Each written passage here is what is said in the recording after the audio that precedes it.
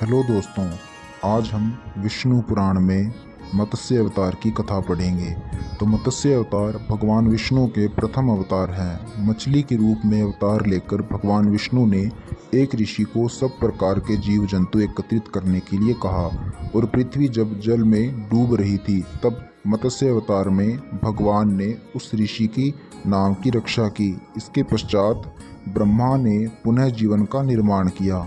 एक दूसरी मान्यता के अनुसार एक राक्षस ने जब वेदों को चुराकर सागर की अथाह गहराई में छुपा दिया तब भगवान विष्णु ने मत्स्य रूप धारण करके वेदों को प्राप्त किया और पुनः स्थापित किया। तो मत्स्य अवतार की कथा। एक बार ब्रह्मा जी की असावधानी के कारण बहुत बड़े दैत्य ने वेदों को चुरा लिया। उस दैत्य का नाम हयग्रीव था। वेदों को चुरा लिए जाने के कारण ज्ञान लुप्त हो गया। चारों ओर अज्ञानता का अंधकार फैल गया और पाप तथा अधर्म का बोलबाला हो गया। तब भगवान विष्णु ने धर्म की रक्षा के लिए मत्स्य रूप धारण करके हयग्रीव का वध किया और वेदों की रक्षा की। भगवान ने मत्स्य का रूप किस प्रकार धारण किया, इसकी विषयकारिणी इस प्रकार है। कल्पांत के पूर्व एक पुण्यात्मा राजा तप कर रहा था। राजा का नाम सत्यव्रत था। सत्यव्रत पुण्यात्मा तो था ही, बड़े उदार हृदय का भी था। प्रभात का समय था, सूर्योदय हो चुका था। सत्यव्रत कृतमाला नदी में स्नान कर रहा था। उसने स्नान करने के पश्चात जब तर्पण के लिए अपनी अंजलि में जल लिया तो अंजलि में जल के साथ एक छोटी सी मछली भी आ गई। सत्यव्रत ने मछली को नदी के जल में छोड़ दिया।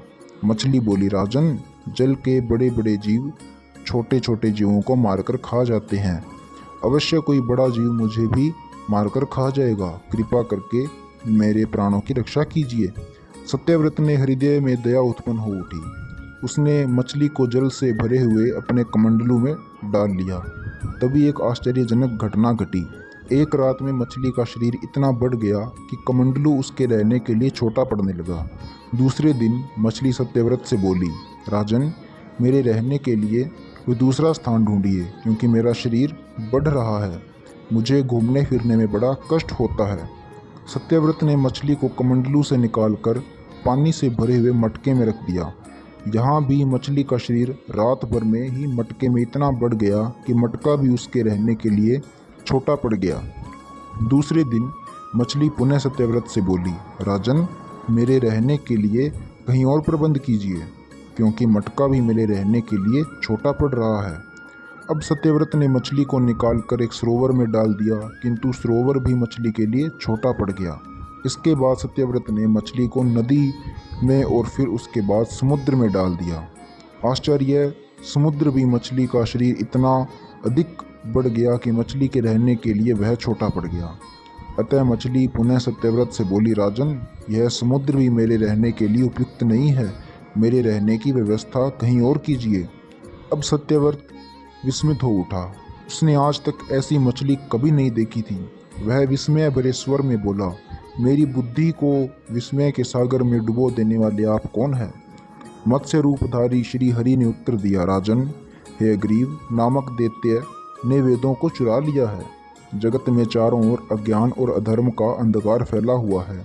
मैंने हयग्रीव को मारने के लिए ही मत्स्य का रूप धारण किया है। आज से 7वें दिन पृथ्वी प्रलय के चक्र में फिर से जाएगी। समुद्र उमड़ उठेगा, भयानक वृष्टि होगी, सारी पृथ्वी पानी में डूब जाएगी। जल के अतिरिक्त कहीं कुछ भी दृष्टिगोचर नहीं होगा। आपके पास एक नाव पहुंचेगी। आप सभी अनाजों और औषधियों के बीजों को लेकर सप्तऋषियों के साथ नाव पर बैठ जाइएगा। मैं उसी समय आपको पुनः दिखाई पड़ूंगा और आपको आत्म तत्व का ज्ञान प्रदान करूंगा। सत्यव्रत उसी दिन से हरि का स्मरण करते हुए प्रलय की प्रतीक्षा करने लगे। 7वें दिन प्रलय का दृश्य उपस्थित हो उठा। समुद्र भी उमड़कर अपनी सीमाओं से बाहर बहने लगा। भयानक वृष्टि होने लगी। थोड़ी ही देर में सारी पृथ्वी पर जल ही जल हो गया। संपूर्ण पृथ्वी जल में समा गई। उसी समय एक नाव दिखाई पड़ी। सत्यव्रत सप्तऋषियों के साथ उस नाव में बैठ गए। उन्होंने नाव के ऊपर संपूर्ण अनाजों और औषधियों के बीज भी भर लिए। नाव प्रलय के सागर में तैरने लगी। प्रलय के उस सागर में उस नाव के अतिरिक्त कहीं भी कुछ भी नहीं दिखाई दे रहा था। सहसा मत्स्य रूपी भगवान प्रलय के सागर में दिखाई पड़े। सत्यव्रत और सप्तऋषि गण मत्स्य रूपी भगवान की प्रार्थना करने लगे। भगवान ने आत्मज्ञान पाकर सत्यव्रत का जीवन धन्य हो उठा। वे जीते जी ही जीवन मुक्त हो गए। प्रलय का प्रकोप शांत होने पर मत्स्य रूपी भगवान ने हयग्रीव को मारकर उससे वेद छीन लिए। भगवान ने ब्रह्मा जी को पुनः वेद दे दिए।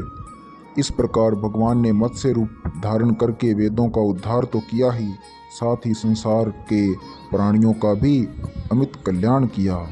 बोलो विष्णु भगवान की जय हो।